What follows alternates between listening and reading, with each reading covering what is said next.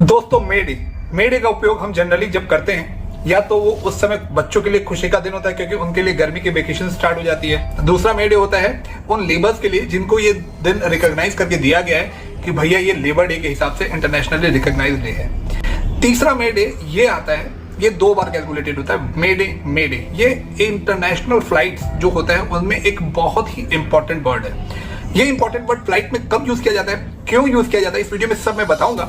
उसके पहले मैं आपसे चाहूंगा या पूछूंगा कि क्या आपने रनवे 34 मूवी देखी है जिसमें अजय देवगन हीरो है? अगर नहीं देखी तो हो सके तो आप देख लीजिए, मूवी अच्छी है, अच्छी डायरेक्टेड है। और अगर आपने देखी है तो इस मूवी में अजय देवगन ने ये शब्द का इस्तेमाल किया है और वो कहाँ किया है आप कमेंट बॉक्स में जरूर कमेंट कीजिएगा ताकि तो पता चले आपने मूवी कितने अच्छे से देखी है। तो चलिए मैं आगे आपको बताता हूं कि ये मे डे का इंपॉर्टेंस एयरलाइन इंडस्ट्री में क्यों है। तो दोस्तों मैं वीडियो पहले आगे बढ़ाऊं उसके पहले ये बता दूं कि मे डे है क्या। मे डे आपको बताया मैंने कि एक airline industry, international airline industry में एक रिकॉग्नाइज्ड डिस्ट्रेस कॉल है जो कि माई डेज एक शब्द है जो कि फ्रेंच शब्द है, उसके फोनेटिक शब्द से, यानी कि माई डेज का अगर एक्चुअल में अर्थ है हेल्प मी, उसका ही फोनेटिक वर्ड माई डे यानी कि मे डे निकाला गया और इसलिए मे डे एयरलाइन इंडस्ट्री में एक डिस्ट्रेस कॉल की तरह यूज किया जाने लगा। तो दोस्तों पहले 1900 की शताब्दी में जब फ्रांस और इंग्लैंड के बीच में बहुत ज्यादा व्यापार होता था तो उनमें जो एयर ट्रैफिक है बहुत ज्यादा बढ़ गया था और उस समय इंग्लिश चैनल में काफी प्रॉब्लम भी होती थी।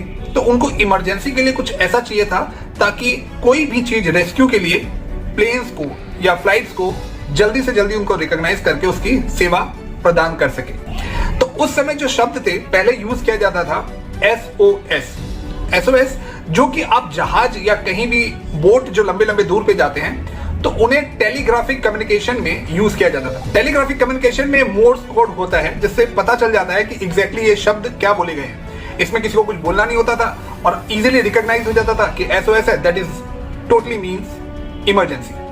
पर जो फ्लाइट वाले थे वो टेलीग्राफिक कम्युनिकेशन यूज नहीं करते थे, उन्हें शब्दों में इस्तेमाल करके जो शब्द बोलने पड़ते थे वो थे SOS। अगर वो SOS बोलते तो SOS का शब्द कुछ अगर हम बोलते हैं तो किसी भी फ्लाइट के जो पायलट होते हैं उनके शब्द दूसरे जो एयर ट्रैफिक कंट्रोलर होते हैं उसके पास कुछ और शब्द बन के जा सकते हैं। जैसे वो अगर बोले SOS और हो सकता है ट्रैफिक कंट्रोलर को सुनाई दे FOF या फिर कुछ और, तो इससे एक कंफ्यूजन क्रिएट हो सकता है और क्लियरिटी नहीं हो सकती। जो पायलट होता है उसके पास ये समय नहीं होता है कि भैया इतनी इमरजेंसी है और S का मतलब सिंगापुर, F का मतलब फरीदाबाद, ऐसा कुछ नहीं बोल सकते। मैं काफी गहर चिंतन हुआ, बहुत सोचा गया कि क्या ऐसा शब्द या ऐसा कुछ निकाला जाए ताकि बहुत इजी हो जाए और समझ में भी आ जाए और ये दोनों जगह ही यूज हो जाए। तो ये जो पूरा आर्टिकल है टाइम्स में जो लिखा गया था उसमें ये कहा गया था कि नए संकट काल का परीक्षण एक RAF फ्लाइंग बोट द्वारा किया गया था जिसे इंग्लिश चैनल पे भेजा गया और इंजन जब चैनल को क्रॉस कर रहा था तो वह विफल हुआ।